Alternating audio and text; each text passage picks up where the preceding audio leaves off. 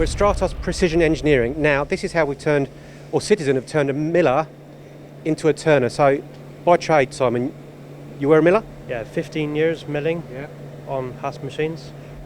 But you've gone out and the company yourself have purchased a new machine. What is it? It's the Citizen L32 LFV.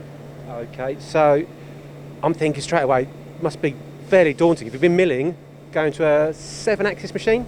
Yes, from 3-axis to 7-axis, lots of head mind games. But to doing that then, how's the process been? It's very easy. Citizen have supplied all the training and helped me out loads with everything. So when you say the training, what type of controls have you got? It's a Mitsubishi control on here, and we went to the Citizen for training on the programming with up there. And if you do have any problems, straight on the phone with it, is it with Stuart? Yes, Stuart Forrester is very helpful. And then also programming offline, what do you use for that? The Wizard, supplied by Citizen.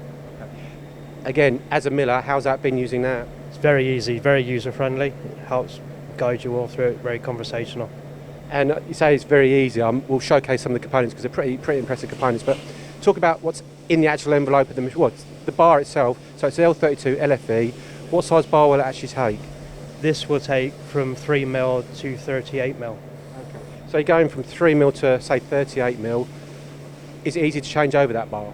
Yes, it is very easy. It's half an hour changing the bars out.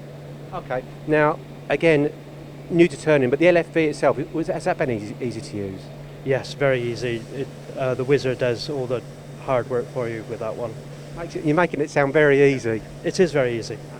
But talking about what's actually in the machine itself, in terms of your tooling, your axes, what have you got going on in there? It's 30 tools in there with a B-axis. That's manual B-axis? Manual B-axis, yes. Now, notice that, I mean, the door itself, access to the machine looks great. It is. It's very easy to get into. It's all compact in there. And nice and easy. But the B-axis is right over the far side. How's that for changing over? there's a door at the back. You just slide that across and get in from the side. Basically, they thought about accessibility as well as everything else. Yes, they have. It's very easy to get into. So you've got all that tooling, driven tooling, 30 tools, etc. You've got your LFV going on. I think we should showcase some of the parts you've been manufacturing because, again, you're new to turning, new to sliding, new to LF, new to all really. Let's have a look. So just if you could just showcase some of the parts you've manufactured. It's this polygon turning that we had a go with. So what material? First of all, what material is that? This is nylon, very stringy, and the LFV breaks everything up for us, makes it all very easy to use. Right. So before, big bundles of swarf all around the spindle. Yeah, and melts. It's horrible stuff. But LFV breaks it up. You don't see nothing. So it's not about the cycle time; it's about the amount of components you can make in one hit. Yeah, you don't have to stop. There's no break in between the components coming off the machine. Roughly speaking, how many before would you make in one hit before you'd have to stop and clean a swarf? One.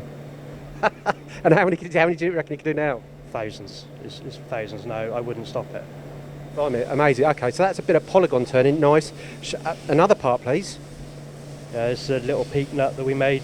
Would normally have been 2 ops next door, mills, and then lathes as well. Comes off complete on this machine. Okay, so on this, sorry, is it peak, did you say? Peak, yes. Yeah. Okay, so mill, drill tapped. Yeah, drill taps, mills, out the conveyor belt, finished.